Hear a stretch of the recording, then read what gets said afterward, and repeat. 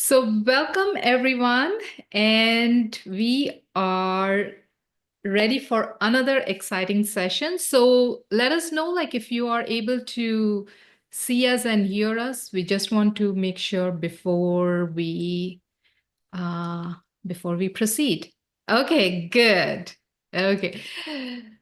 So, welcome everyone to our Gift of Health Wellness. And today, my guest is Dr. Patrice, who is a board certified expert in family and lifestyle medicine and who has helped countless women prevent, improve, and even reverse chronic diseases. She having transformed her own health, she is also passionate about practical, sustainable lifestyle changes that help women thrive and not just survive. If you or someone struggles with sleep issues, this conversation could be a game changer. Dr. Patrice High is here to reveal the hidden link between sleep and obesity.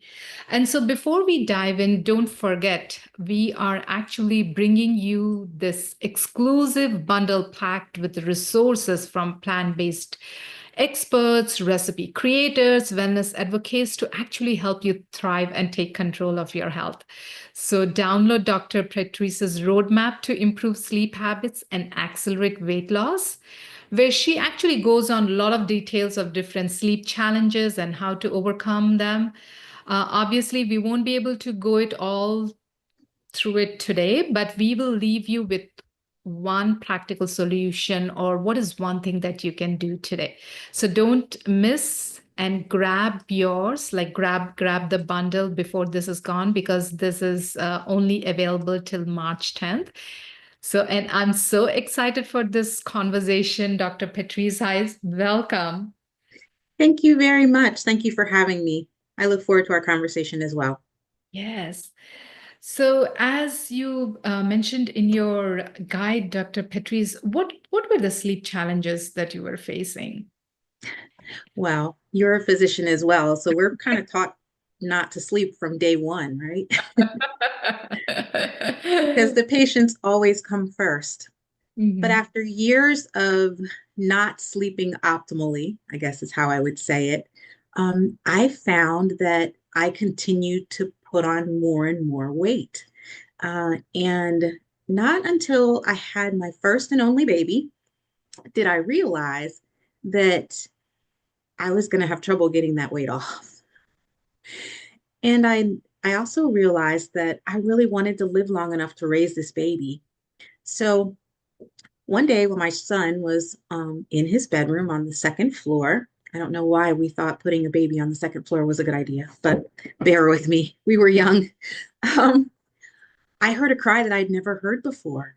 And it startled me so that I ran up the stairs. And at the top of the stairs, I was so short of breath that I literally had to stop and I couldn't address my child's needs. Ah, In that moment, I thought, gosh, am I going to live long enough to raise this baby? And gosh, what kind of doctor am I? And what kind of mother am I going to be? And you have all of those flashes of sort of what seems like crazy thoughts. I guess my mother hormones at the time. And I was at the top of the stairs probably for another 5 minutes trying to catch my breath. Now, I had packed on about 30 pounds on my already overweight frame because I'd been fairly overweight most of my life. But I had never felt like that. And so I realized that I was going to need some tools to save myself and really more importantly, my patients. And so, just like most type A people uh, or doctors, I would say, we start doing research when we want to know about something, right? yes. So I started Googling and I found the American College of Lifestyle Medicine. And there was this wealth of information in terms of people reversing obesity and heart disease and diabetes. And certainly when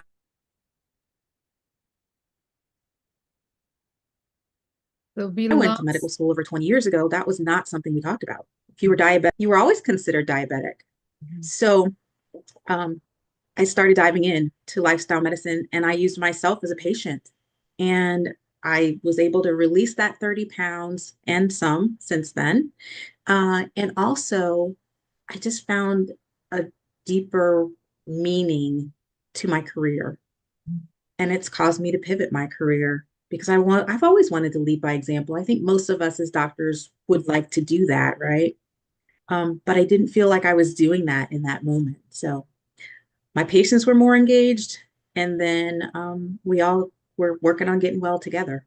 So, Thank you for sharing your inspiring story, Dr. High. And as you said, like we want to be the examples for our patients, right? Only when we can do, we can tell our patients like what changes they can make.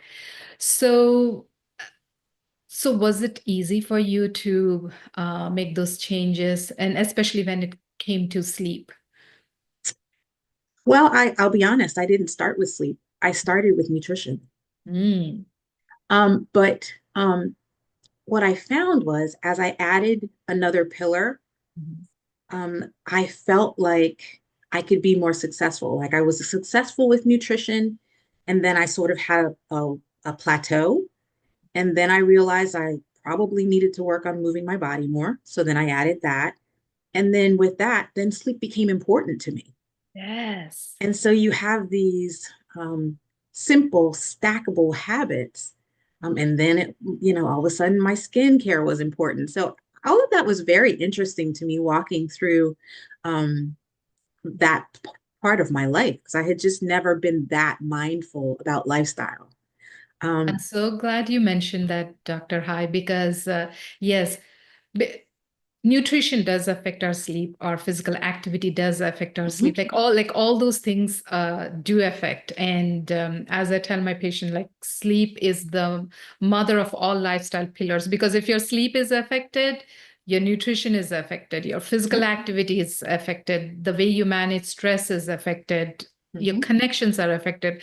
So sleep is definitely an important lifestyle pillar, but as you mentioned, when you're taking care of your diet, your physical activities, even you notice that sleep improves as well. And yeah. yeah, thank you for mentioning that. Yeah. And the other thing that I noticed about it is the weeks that I was very purposeful about my sleep, getting that 7 to 9 hours that we're all supposed to get, I lost more weight those weeks. Yes. And I mean, who doesn't get benefit from that or motivation from that? That is so true, because not many people realize, like, if you're sleeping less than 6 hours, like you are putting on 20 pounds per year. Hmm. So, and people are shocked to hear that. Yeah. So, and the opposite. So when you are able to get enough sleep, you are able to lose the weight. Yeah. Or at least stay where you are Yes. while you're working on the other things. But yeah, I probably lost 2 to 3 pounds the weeks that I really worked on sleep Mhm. versus like half or 1 pound when I wasn't as consistent about it. And so Yes. that was game changer. Yes. And that also shows the proof, like how much sleep loss impacts your weight loss. Absolutely. Well, certainly when we don't sleep, we have more food seeking behaviors, we have more cravings. You're Mhm. standing in front of the refrigerator at 9 o'clock, you know you're not hungry. You know you're not hungry, but something tells you that you are. Yes. Yeah. Right? And so, yeah, sleep is so, so very important for us for our metabolic health, for, our mindfulness, just all of the systems. Sleep affects every body system. Yeah. And I think that the most important thing for people to know is that that's important. Yes. Even like sleep deprivation can lead to car accidents, and people don't even think about that kind of stuff. We're so busy Netflixing or really working hard. People work hard, right? And so sleep sort of gets thrown on the back burner like it's a commodity, like a not important commodity, Yeah. where it really is I love the way you said that, the mother of all our pillars. It really does affect everything that we do. Mm-hmm. Amazing. So, what are some of the practical strategies that you can offer to the audience? Because if they're facing sleep issues, what are some of the things that they can do? Yeah. So really, I think that knowledge and data is power.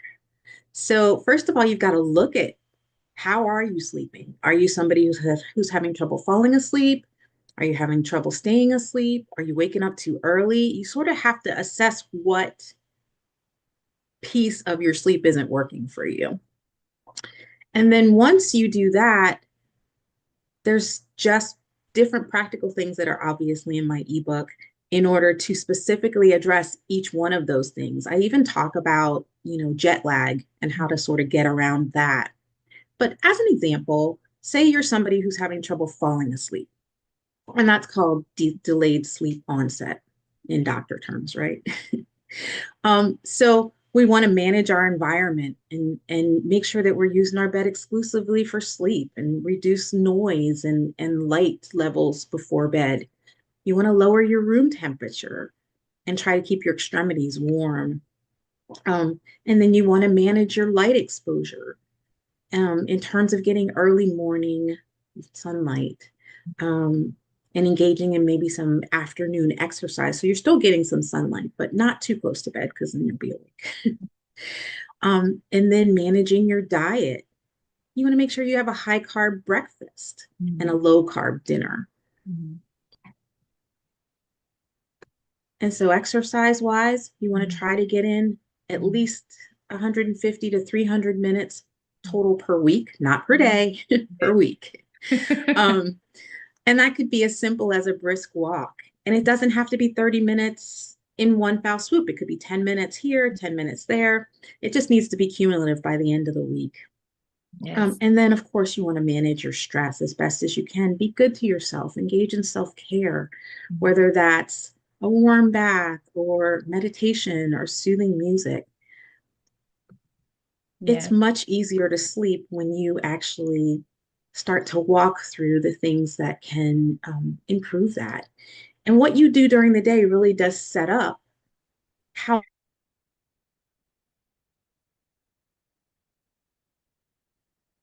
how well or not well you're going to sleep at night. And so that's sleep challenge number one. But Yeah. certainly there's that kind of practical information for each one of those in the ebook. Yes. Thank you so much. And you were just breaking up for a second. So Mhm. I just wanted to make sure the connection is proper. Like you're fine now, but in Mhm. between, like it was just breaking up. That's interesting. I'm sorry Yeah. about that. Yeah. Technology, it's great. Yes. Yeah. But here we are. That's good. So like as you said, like there are different things, and I love like how you said like it's very important for us to identify whether we are having trouble sleeping in or staying sleeping in, or we are like even getting up. So like I got one of the questions here saying that like no matter how late I sleep, I get up early in the morning. So, like, I'm getting up at the same time of the day. So, what can I do to uh, get good, restful sleep? So I think it's most important to look at what you're doing during your day Mhm. because there's something that you may be getting in terms of your diet. Are you drinking caffeine too late in the day? Are Mm, you maybe not exercising late enough in the afternoon? mhm, Are you, it could be any number of things. That's mhm, why it's so important to start to like sort of journal mhm, about what you do during the day so that you can start to piece together what may be the problem and really look for trends. I mean, mhm. that's really what we do in medicine is we look for trends when we're Yes. talking to patients about your Mhm, history and the complaint that you're mhm, bringing to us. mhm. So I found that my patients' perception of things is usually very different when I make them write it down. Yeah.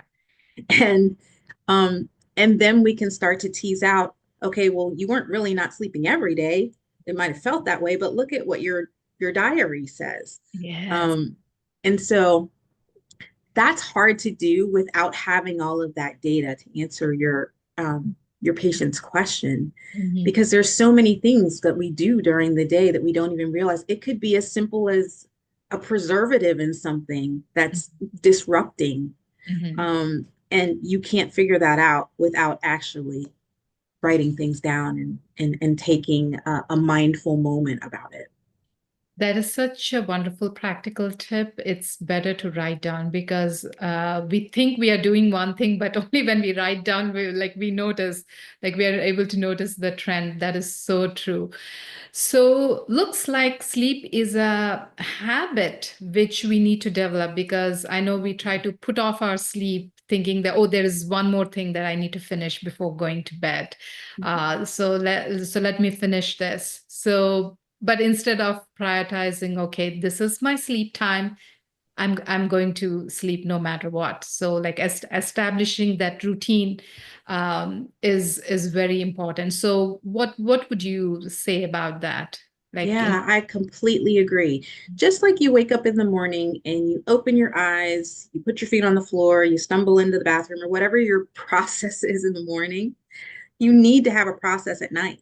Mhm. So we just established that we should all be sleeping 7 to 9 hours, right? So if you're somebody who's sleeping less than that, I would shoot for 7 and work your way up to 9.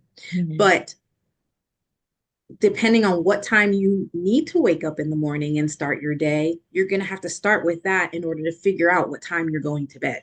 Mhm. Um, and about an hour before that time, you need to start throttling things down. So if Mhm. you can dim your lights, that's always helpful. If you can start getting off of those electronics, super helpful. The blue light on our Kindles and our phones and our TVs all mimics it still being light. We were supposed to go to bed with the moon and wake up with the sun. But now we've got all of these modern conveniences, whether it's our LED lights above us or our electronics, that really do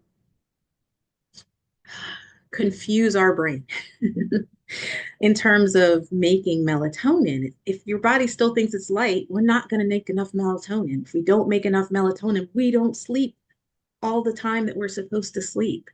So the first thing I would say is I agree with you, Dr. Shobha. It is very important to sort of establish what that night routine is going to look like. And then again, start an hour before that, starting to throttle down the lights in your home, whether it's blue light or whether it's LED light. And this is setting your body up to say, oh, okay, she just turned off the lights.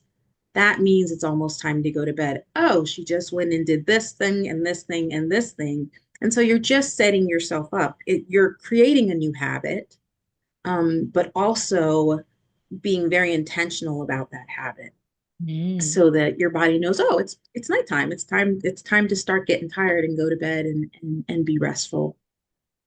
Yes, absolutely. So what is your ebook offering in the bundle? So would you like to talk more about it? So how is it going to benefit people? Yeah, so the lifestyle roadmap for sleep and weight loss acceleration is it's just that. It's a roadmap.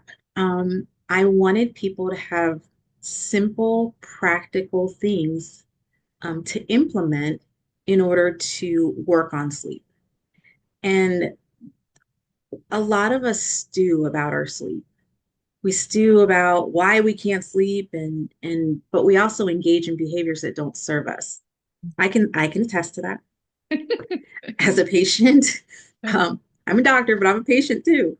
And there's been times when, I you work so hard that you want to just enjoy that show or you Yeah, want to um, marathon watch whatever the thing is, or yes. you're helping your kids with homework. Like there's a million reasons why we don't prioritize sleep. And I'm not saying don't help your kids with homework, but um, it's about planning Mm. and really being very intentional about what's important to me and how you show up for yourself in the next day. For instance, when I was really not sleeping well, the next day I would be more irritable. I would be groggy. I mean, I could survive on that little bit of sleep, but we Mhm. really shouldn't. It Mhm. causes so much Mhm. um, metabolic disturbance, Mhm. including insulin resistance. And then you feel bad because you're moody, and Mhm. it just causes all kinds of things to your mind, body, and spirit. So what I do in this book is really try to help you walk through, we've got to figure out what you think your problem is, or what's the most prevalent, because some of us move back and forth between those things, right? So again, that's what all the sort of writing things down and journaling is about, so you know where to start.